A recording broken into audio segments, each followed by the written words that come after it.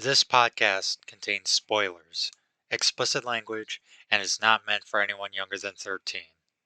Do not harass any of the names mentioned in this episode.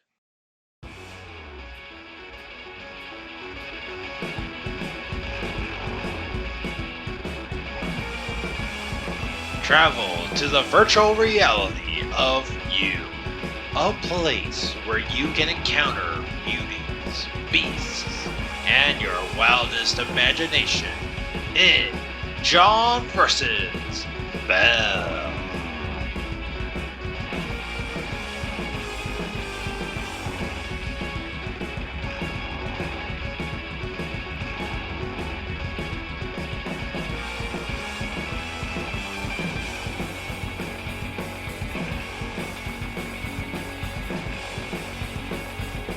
Hey everybody, and welcome back to John vs. Film.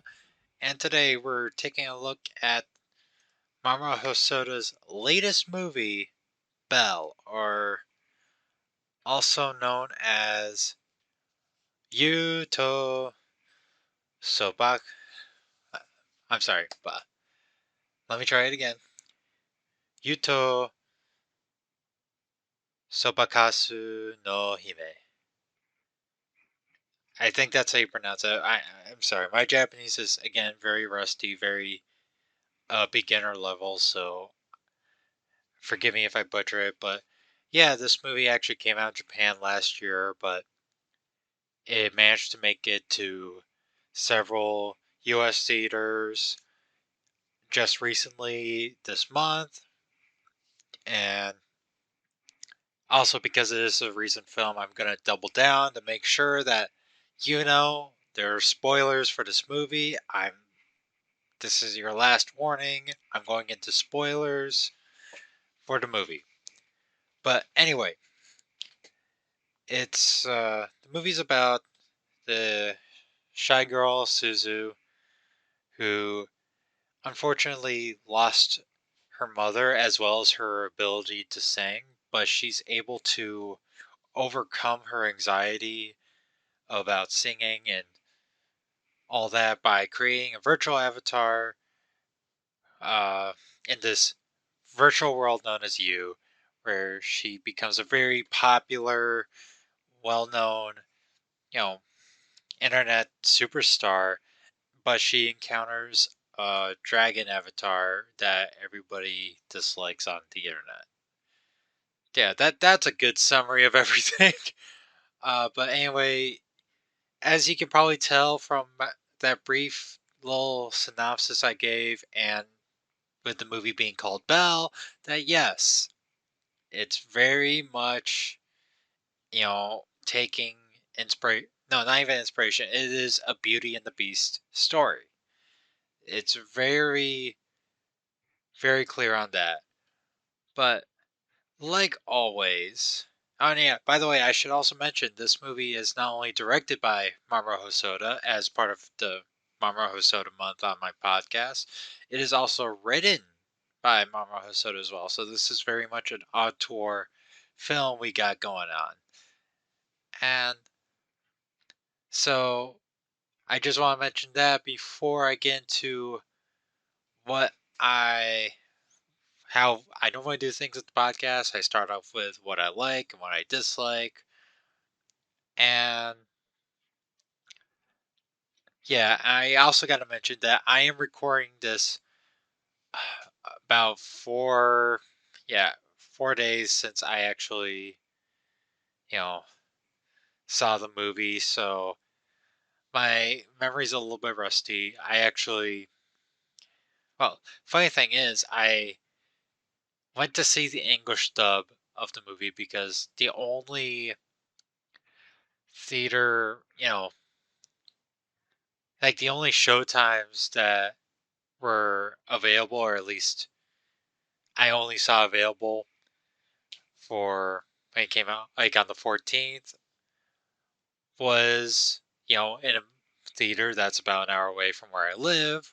And I had to go during the day, you know, so like the 12:50 showing because, again, an hour away. And it's the middle of January. And I live up in the Northeast, so we've got some snow, and I didn't really want to be driving through snow at night.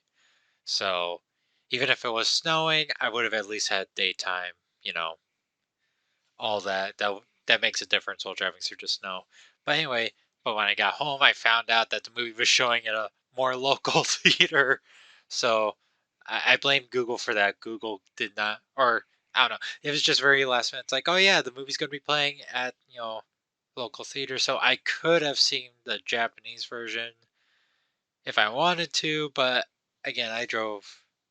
Just how I found out about things and the show times not being listed, you know, right away for like my local city, or at least a city closer to me, like closer than an hour.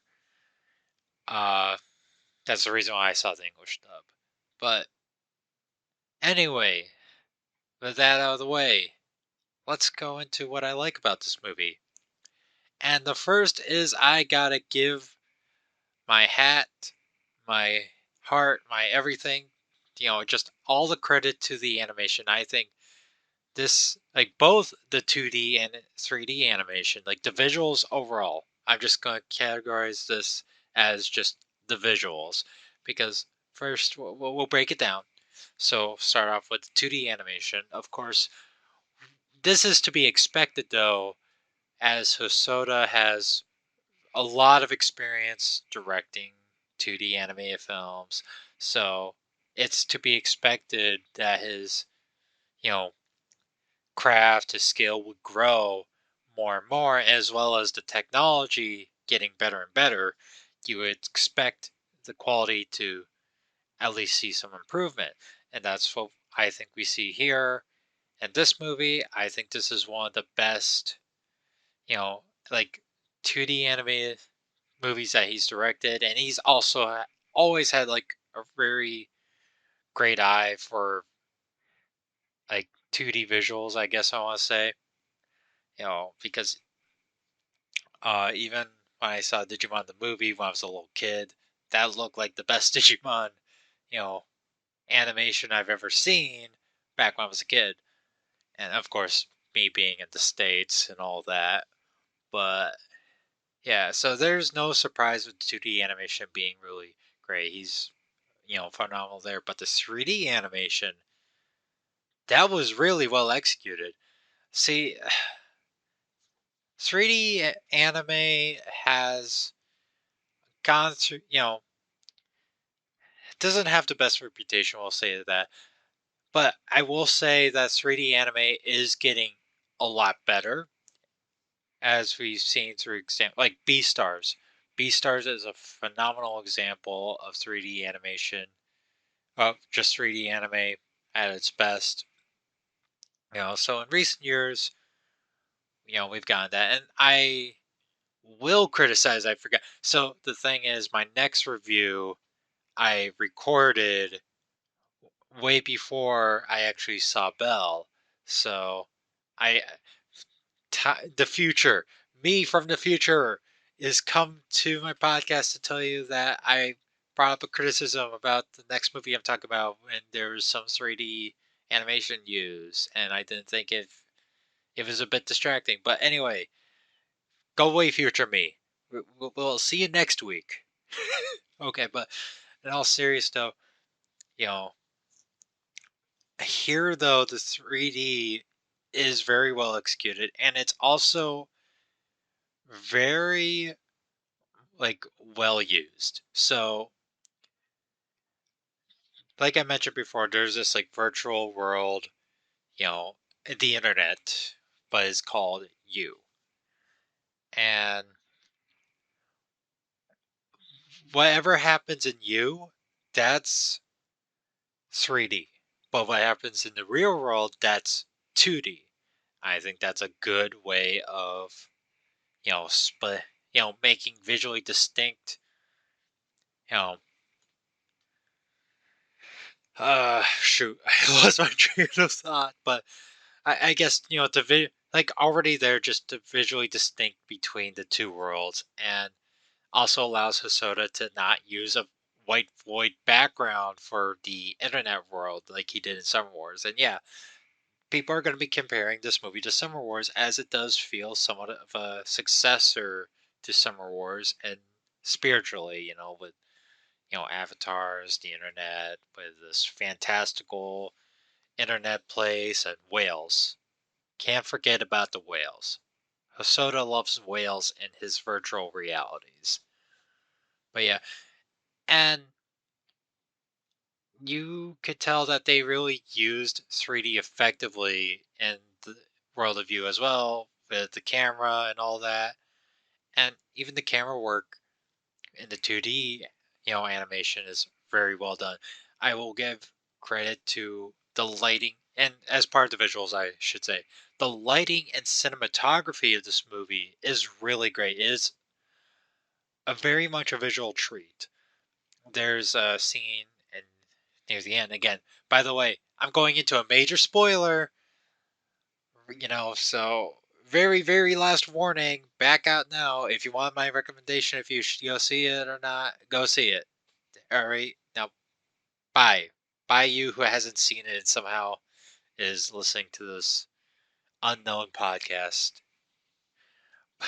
Okay, but okay, without that way, in the movie, Suzu reveals herself to the internet as the average, looking girl, and then she sings a song overcoming her, fear of singing as Suzu. But that I want to just say the visuals of that scene were really, really good. Like the lighting and the cinematography and all that. It was so executed. And even an earlier scene when Suzu is like kind of trying to write sort of like a song in her head to, I guess, I don't want to say seduce the bass. That's not the right word. More as to it is somewhat of a love song, but it is to just try to have the beast open up to her, the dragon or whatever you would like to call him. But you know, while she's doing that, and she's doing this in the real world, she's like dancing and humming and all that. But what makes it great is the lighting. We see the sun, you know, the sunlight going through the tree branches, and we see that reflected on her face. It's very nice, very well done. So again, visuals, well done, well done, Hosoda. My second thing that I like is the characters. I really liked a lot of the main cast. Well, mostly like, yeah. I mean, they're not all developed super well, but overall, I felt all the characters were really good, especially Suzu, slash Belle. She was very well executed, very three-dimensional, pun not intended, but no, she's you know she is very much this, like, you get the sense, that of who she is, visually, Hosoda does a good job of portraying her shyness, her anxiety, her wanting to, her social anxiety. Just she doesn't like people having eyes on her, and just the character designs as well. I forgot to mention the visuals. The character designs were great, but that's, I guess, to be expected at this point. But anyway, with that aside, I felt the characters were real in a sense. Uh, like they felt more like real people. There's this really, even like minor characters who don't get that much developed, like Suzu's childhood friend, and who's like the popular girl at school, and her classmate who's like the only member of the, what was it, the kayak club or something like that. Well, anyway, her there's this scene at the trains or bus station where Suzu's friend. I gotta look her up real quick. I have the cast list right here. Uh, shoot. I'm not sure if I'm gonna be able to look at her. Yeah, sorry. I'm horrible with names. But anyway, what I'm trying to get at is Suzu's friend, she goes up to, you know, they bump into the guy. Hey, okay. Let me start over. Let me start over. Sorry, this is bad part. Forget all that rambling. But anyway, so Suzu and a friend they're walking into the bus station, and Suzu's friend is has a crush on the kid, the member of the kayak club, and they bump into him at the bus station, and Suzu's friend is all nervous, and she goes like, I'm rooting for you," and the and the kayak kid he freaks out. He's like, wait, so does this so when a girl says that they're rooting for you, does that mean they have a crush on her? And by the way, he did this before with Suzu when he thought the same that when Suzu said that, but that was definitely like Suzu's like, wait, whoa, no. But this time it was, you know, so Suzu's friend gets like all embarrassed, and the kayak kid, he goes, oh, I was joking. I don't think it. Suzu's just like, yeah, yes, no, you're right. And the kayak kid, he just has this shocked face, like, what the? And he slowly backs away out of the bus stop. Go watch this clip on YouTube. It is hilarious. Uh, but my theater was dying of laughter during that scene. It was hilarious. But it's those little moments where, yeah, that feels like an awkward, you know, high school confession.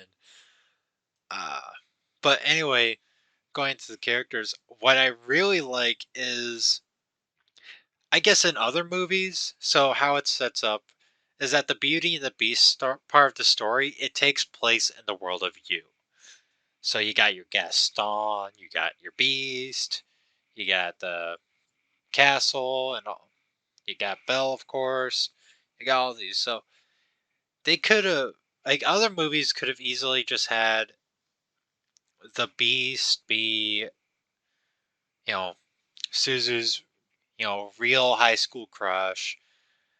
Could have had Gaston be Suzu's father or the popular friend, because they've also established in the movie that, you know, in the world of you, that people, like, their avatars don't exactly represent their gender or their sexuality, you know, act through.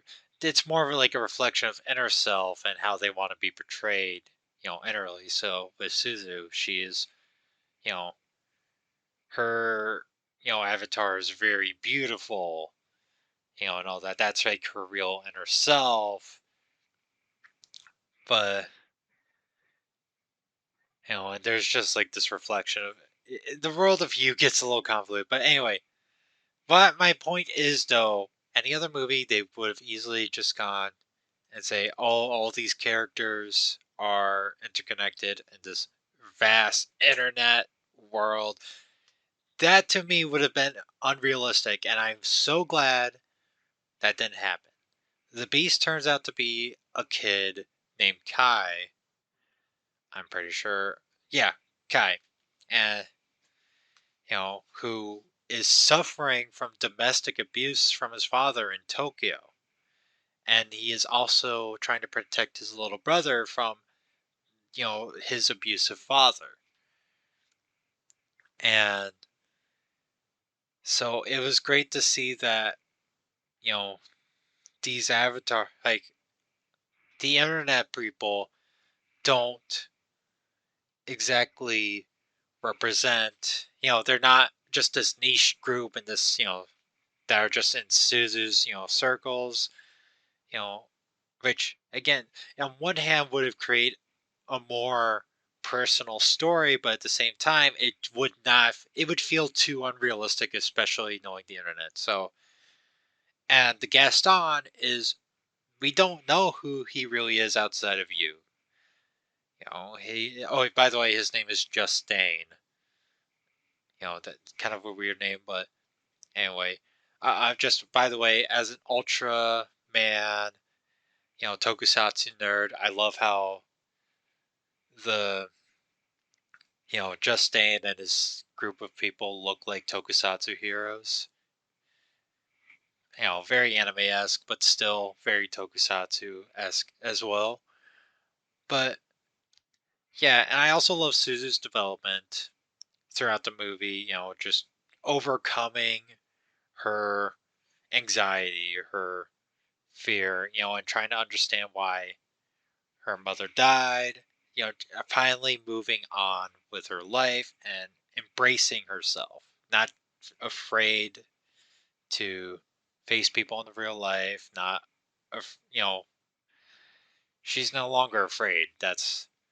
I like that transformation. But I know I've been on the topic of characters for a while, and I know it's been a little rambly, but I just want to point out that I feel like even the minor characters as well, they really do a good job, portraying, feeling a bit more realistic, at least on emotional scale. It feels like the world of you, at least, I know people have a lot of problems with it, but I do think, you know, it portrays, there's some things that portray, the internet color, or at least are a mirror to modern day internet culture. But I'll get to that in, a little later on. But on the very, very final point, because again, I watched the English dub of the movie. I gotta give a props to the English voice actors. They really sold it, especially Suzu's actress. She is amazing. And this will transition on to my next point is the music. Now, this isn't a musical, but there's a lot of singing. Think of it as if you've seen Pixar's Coco. I would not call Coco a musical, but there's, a lot of characters singing.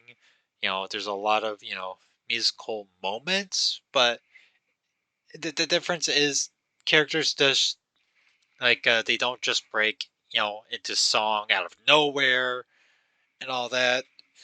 Like, the songs are very much, there's a reason for them. Mostly, like Belle, she is a popular, you know, icon.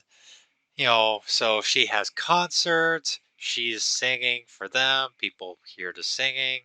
And even when she starts singing the first time, when she pops into you, just that display, like, wow, I can actually sing in here, you know, because she gets to hide behind her avatar. But people point out, it's like, what I love is that, just real quick, at that moment, the, all the characters in they, like the people just kind of passing by, they spot her, but they're like, they kind of listen, but they're like, what a weirdo. Okay, someone just randomly singing out of nowhere. Kind of like if you encounter a street performer, that kind of feels what it's like. But anyway, that was kind of sidetracked. But the music was really great. Like, and I just want to give a huge prop to English dub for this because English dubs, when it comes to singing, have always have had a history of being very spotty. There's always been, like they just don't like the English covers don't always or are rarely as good as the original. Like very rarely. So that I was initially hesitant to even go see the English dub because I was, afraid that, because there was a lot of singing that, oh no, the singing is not going to be up to par. But no, and I actually looked up the songs before I went to see the movie, and I was able to be like, no, these actually sound really good. These sound as good as the Japanese version. I am so glad that they do. And the voice actress for Suzu, huge, huge props to her. Hang on, let me try to get her on IMDb. Let's see. I think. Yeah, so. Alright. I think she is the singing voice as well as the speaking voice, but Kylie McNeil.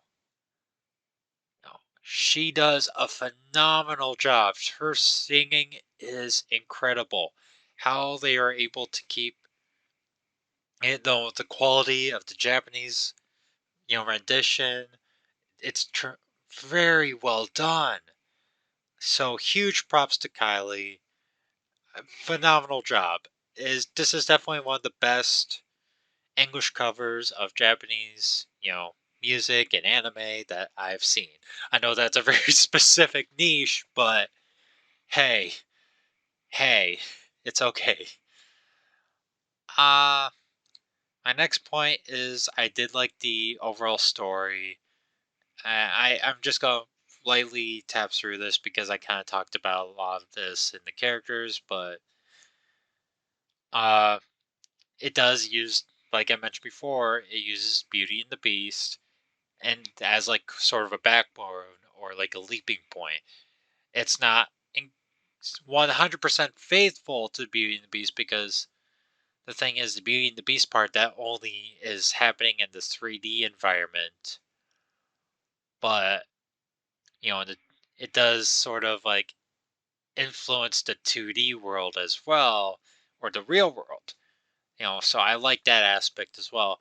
And I was also love that the movie was not afraid to talk about real issues like domestic violence, abuse, you know, grieving, the, you know, the post and the what having to witness losing like a loved one, especially a parent, like at a very young age, the impacts that it does to your psyche.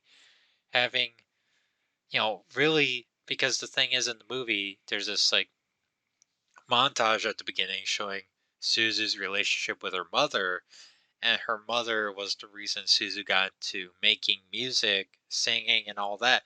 Like, she really got Suzu into the line of really wanting to create music and sing and all that, but after Suzu's mother's death and, witnessing that, uh, you know, like pretty much what happens in the movie, like Susan's mom, she goes in to save a child from uh stuck in the middle of a river during this raging storm, and she ends up losing her life while saving the child. She gets swept into the storm. And by the way, I will say there was very good visual foreshadowing during that montage to show that what how she Susan's mom died, but yeah, I love how it shows, the real impacts of Suzu and how, because of that death, she wasn't able to sing. She wasn't, you know, she started to hide in her own shell, so to speak. She was afraid of the real world. She became a bit distant from her father.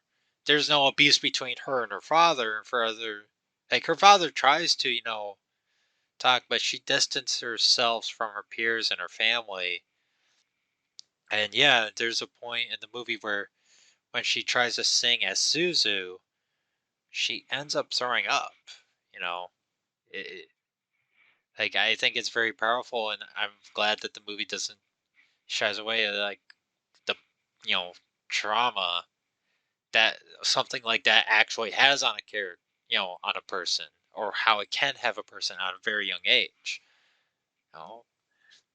But I also love, how Suzu at the end kind of understands where her mother was coming from, because throughout, when she passed away, she was like mad at her mom and understand, you know, by the way, she was still again a kid when her mother sacrificed herself to save a life, but Suzu was honestly, as a kid, understandably frustrated because she's like, why would you take away, like, why would you save this kid and leave me alone? Why would you leave me? That's where her frustration comes. That's where, as a kid, she, her understandable frustration. Uh, but at the end, when she goes in to save Kai, who is the real form of the beast, Kai from his abusive father, you know, she becomes like her mother and she risks her own life to save these kids. So because they couldn't get child protective service in Japan, I don't know how that works, but one of the minor characters, they try to call like, hey, there's a domestic abuse situation going on. Can you please look into it? And, we don't know the address, but we know the neighborhood. Like they wanted to do a wellness check, but the people were like, yeah, no, we can't do anything for 48 hours because that's the law. So what happens, and so in that aspect, okay, I can't really comment on that aspect because I do not have enough knowledge on how Japanese laws work when it comes to that situation. So there's a lot of, like, for that specific moment, there's a lot of information that I do not have to fully commentate on that. You know, I will say, but it gets, I just need to tell you where this is going. So because of that, Suzu try to save Suzu's kids. She goes to Tokyo by herself, and there's this great scene. And storming out, she reunites with Kai and her brother. You know, but then the father comes out chasing. She Suzu literally puts her body, you know, between the father and Kai and his brother. She is literally protecting him. And the movie also gets a little brutal in this movie because the father is trying to rip Suzu off of them, claiming like these are my kids. And even, you know, like scratches Suzu's face by, oops, sorry, I didn't mean to hit my mic. But he like scratches her cheek, her face, and and we see the blood gushing out. It goes brutal, like holy shit. But and then it goes to mirror. But anyway, that scene then goes to mirrors on what we've been dealing in the 3D world, because the beast, who turns out to be Kai, who is a victim of abuse, he's been lashing out in this world of view, but Belle reaches out to her and she kind of reveals that he's kind of just a lot of bark, not so much bite. Like there's a lot of she was not, you know able to be scared away from his, screaming, him just saying, "Don't look at me, leave me alone," just roaring at her, you know, and which is the reason why again Belle was able to manage to reach through to the beast, because she was able to actually listen, actually to get past that, part that's just because anyway, she understands that he's doing this not because he's a very vindictive, evil person or that, but because he is scared and all that. And she realizes that. So the beast design, he has like a cape that has a bunch of bruises. What ends up happening is that those bruises are the real emotional toll that he's dealing from his father, or sometimes even physical toll, of just the father beating him and his little brother up. So anyway, you know, what happens anyway, going back to the scene where Suzu's confronting the father after he tries to rip her off unsuccessfully, Suzu stands up, looks at him in the eye, and the father become turns out to be like the beast, and he starts he raises his fist up at her and he starts screaming at her, you know, just you know, like I'm gonna do it, I'm gonna punch you. He doesn't say that, but that's the sentiment. But it doesn't flinch Suzu. And that's where we see the father's cowardice is scared because he ended up couldn't hit her and even like stumbles back onto the ground shaking. It's not the because he can't hit a lady. That's not it. No, because he realizes he couldn't scare her. He couldn't control her. Like he couldn't use his anger to scare her into doing what he wanted to happen. He lost control at that point. That's what scared him. So I really love those moments in the movie. And my final point of what I like about this movie, I know I've been talking about a lot about this movie. I very much enjoyed this movie. Is okay, even though I know I've heard a lot of criticisms, I guess I'll lightly touch upon them and the dislikes and criticisms. Is but I will say that overall I did like the world of you, or at very least the idea of it. Just kind of this super mega internet hub with a virtual reality where you have this like little earbuds that connect you to this virtual avatar that you can control through your thoughts and emotions or whatever. Um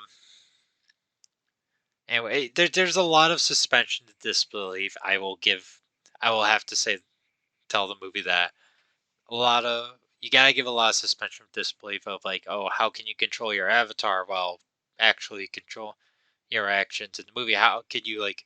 There's a lot of questions about this, but that doesn't matter. But I will say I did like the idea of it. Well, first of all, one I did mention the world of view. It's visually beautiful, but anyway, I want to mention that it was scary at times at how it mirrors internet culture or just the internet, which I know people are like they look into the more weird and like how does the world of you work? They look to focus into that and they don't and they because they focus into that, I feel like and it's the same thing that happened with Oz and Summer Wars where people are like, how does this work? This is unrealistic. That's not how the internet works at all. And it's just like, no, it's an excuse for Hosoda to go you know, let his freedom of creativity roam, visually at least. It's a setting just for Hosoda to go wild.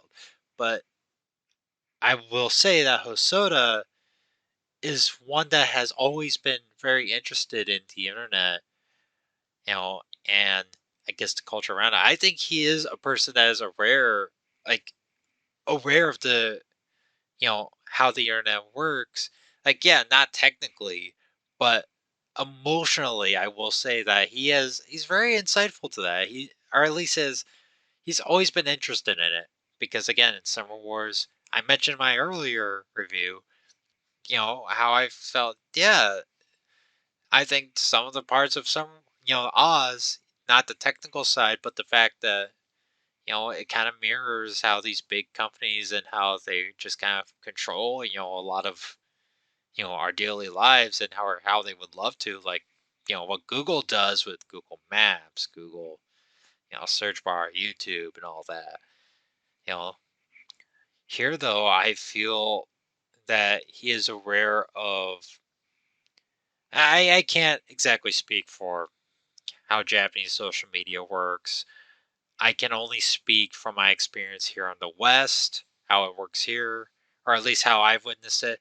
And yeah, Justine and his, crew of soldiers. They're not hired by the creators of you. They're keyboard warriors. They're the self, righteous police. Like Justine, mentions it's like I've got my own sponsors. I'm the one keeping order in this place. He believes what he's doing is right, but Belle calls him out. It's like, no, you just want control. You know, and yeah, that's what he does. And that's what a lot of these corrupt moderators on Reddit or these keyboard warriors, the anti SJWs, the SJWs, like I'm talking like on the spectrum of like both sides, like these extremes, like I've mentioned, how they really just they try to self-police themselves to see what they think is right. Oh, and I even watched a video pretty recently about Reddit and how the moderators they tend to censor stuff that they don't like and all that. It was a very interesting video, but to go on that, yeah, people like those actually exist. And when it comes to the avatars, like Belle, and it's like the mirror ones like Suzu and Belle, I think he's very much commentating or at least giving a nod to with VTubers. How that's like Belle feels like a VTuber, and of course in Hosoda's fantastical world of you. But yeah, you just create an avatar that you can hide behind, that you can get features, and that allows you to connect with the internet, be popular, and all that. Yeah, it feels like Hosoda's, at least in that aspect, you know, virtual, stars with, for example, of like VTubers like Iron Mouse. I know, Girl DM, Code Miko, all those VTubers. I feel like, yeah, you know, that feels very much he's aware of their existence, and I feel like he's at least giving his nod, to that side. But uh, even from that side, the scary part of the culture and the just the fact of the world of you itself is scary because for me that eerily you know makes me think of what companies like Facebook and Walmart, what they want to do with the metaverse. It's like this is what they want people to do. This is like their ideal, like metaverse, idea come to life where you never log off and stuff. So I will say at least the idea of that, just like I will give Kosoda credit where credit is due. It does feel like he knows he's at least aware of what's going on. Maybe he doesn't have the right knowledge and all that, but again, I think he's on to something. I don't know. I guess he's more of an insightful I don't know how to word it much better than that, but anyway, I will end the part of my likes right here. Now I will go into my 5 dislikes/criticisms, and I will admit this first one is a filler and is a very personal problem, maybe even TMI, but screw it. I had to go to the bathroom near the end of the movie, like actually right before or right after Belle/Suzu's big, musical moment at the end. Literally right after she stopped singing, I had to rush to the bathroom. So, what happened? Like I mentioned before at the beginning of this episode, I had to drive an hour to the theater. Now, what I should have done is I should have went to use the bathroom before I went into the, movie. But that's what didn't happen. So I was holding it in throughout the, you know, like near the second half of the movie, and it got to a point where my kidneys started to hurt. I was holding it. I was just like, yeah, I gotta go. I can't hold it in for the rest of the movie, sadly. So I had to miss a part of the movie.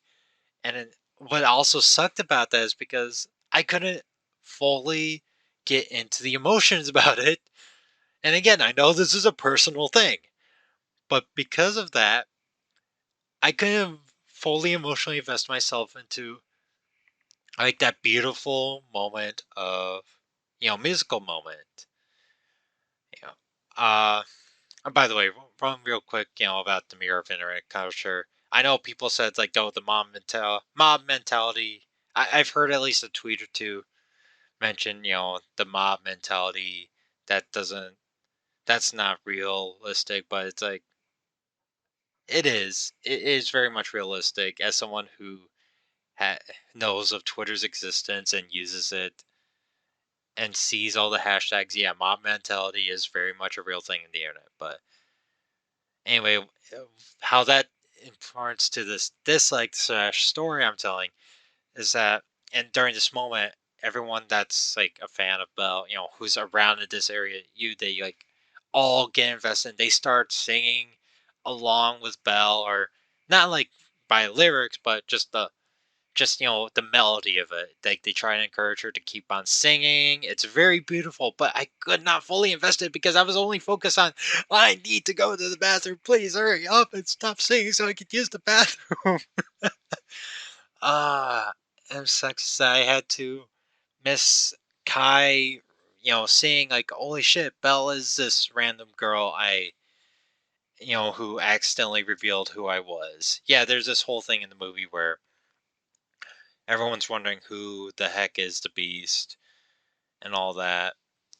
So, and Suzu accidentally revealed the Beast's real identity as Kai. And yeah, so anyway, the lesson of this story is go to the bathroom before you watch the movie.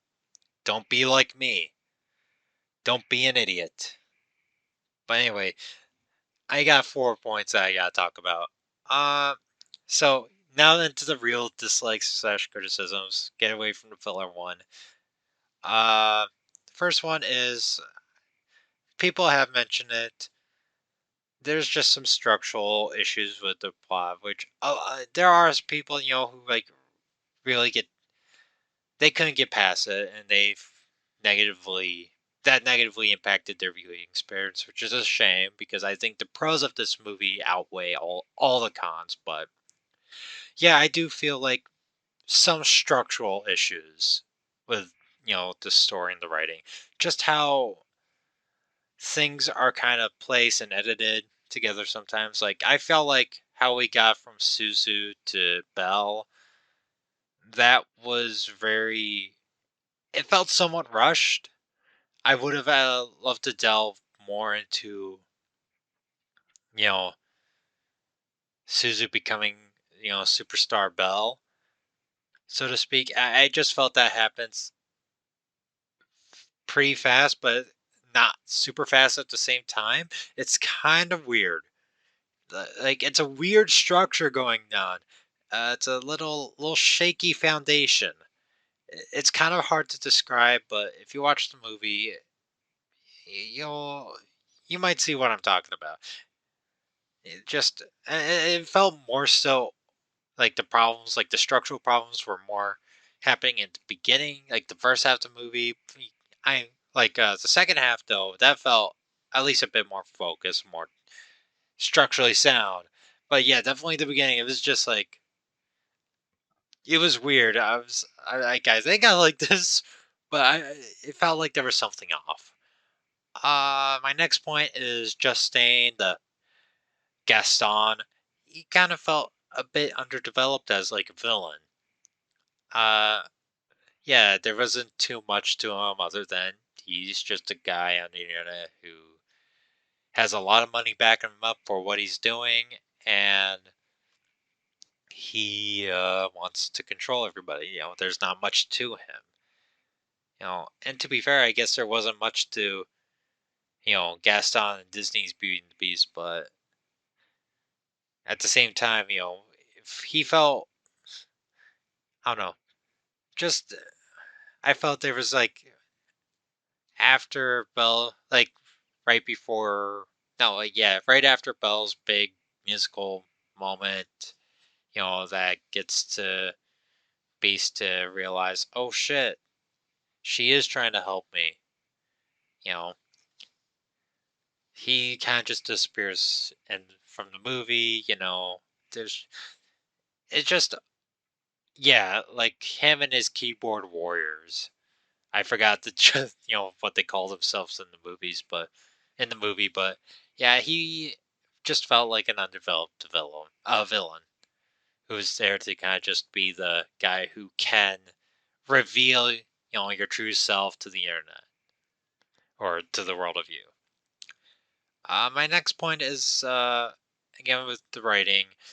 You know, I kind of understand where people are coming from with the writing, and I can see how people can get hung up for it. But yeah, I felt there was some unnatural expositional dialogue and one Disney-esque trope that I want to talk about. I thought there was more, but now that I'm remembering, I'm only thinking about the one. I'll just talk about the Disney-esque trope, and that is the mother dying.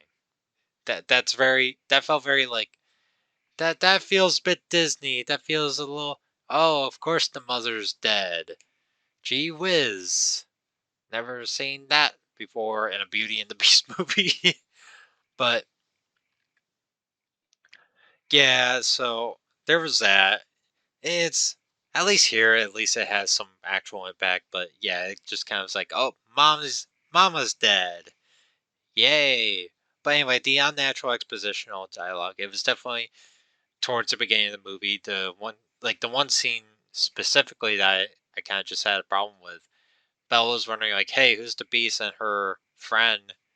Not the popular girlfriend, but she's definitely more of the geeky hacker friend who I forgot her name. Sorry, I'm not good with names, but she, you know, she's the one that helps Belle, run her business, her superstar online. But she's also Suzu's real friend, and is the only other person who Suzu, told about her being Belle. But anyway, sh- Suzu's friend, she goes, "Oh, that's the beast. Those are the defense warrior team, whatever." It felt very unnatural, kind of sort of dialogue, just to kind of explain, "Oh, that's who that is. Oh, that's who that is. Oh yeah." It just kind of weird. And on my final dislike or criticism, I guess there could have gone a bit more into developing you. I will have to admit that there's just some questions with like, how does you work, all that, and I just read this time. Personally, I would have gone more into like the more darker sides of you, like the possible addiction that you could provide. Just being addicted to you, never leaving the world of you. That would have been an interesting, you know, place to take it. But so I guess I was a little disappointed that they didn't do that. But at the same time, on the darker side part was a little while disappointed. I understand that's not the movie's intention. That's not really important to the movie's overall story. And but again, with the developing one, yeah, they could have it could have used a bit more workshop to kind of like flesh out the world, or at least just how everything worked a bit better. It's a very much, you gotta view it as more fantasy than sci-fi. I guess that's the best way of viewing the world of you. But anyway, my overall thoughts is that it is a very, very beautiful movie with like an epic visual scope. Like I forgot to mention this, the scope visually of this movie, especially with the world of view, is probably his probably Hosoda's like most ambitious within terms of visual scope. Very ambitious there, and you know, I do think this is a very good movie. Definitely worth checking out. Although I don't think it's my personal favorite, but who knows? Maybe after a couple rewatches, my opinion may change. But I definitely can't wait to buy this on Blu-ray whenever it comes out. Uh, and also, I'm not gonna do John versus Critics for this one, as uh, one, it's pretty recent. Two, it was only on select theaters. You know, all that. There's, and while yes, there are actually negative reviews there on IMDb, there's about 4 1 out of 10 star reviews. None of them me to feel like they were made in bad faith, but more so they were genuinely disappointed of what they saw. So I really only want to do John versus Critic on bad faith reviews. That's my goal. So if I feel that their critiques are justified, even if I think they're being harsh with it, I'm not gonna really, you know, tackle. Like, I really don't want to make fun of those type of reviews, even if they seem like super harsh. Like, this movie's definitely not 1 out of 10. But yeah. Anyway, that's it for this episode. Thank you for tuning in. Remember, I'm on YouTube, Spotify, Apple Podcasts, Google Podcasts, and Podbean.com. And make sure to follow me on the socials, links down in the description / show notes down below. Thank you for listening, and I hope to see you guys next time. Take care. On the next episode of John vs. Film, we embark on a tale about a single mother who has to raise her two very unique children. See you then!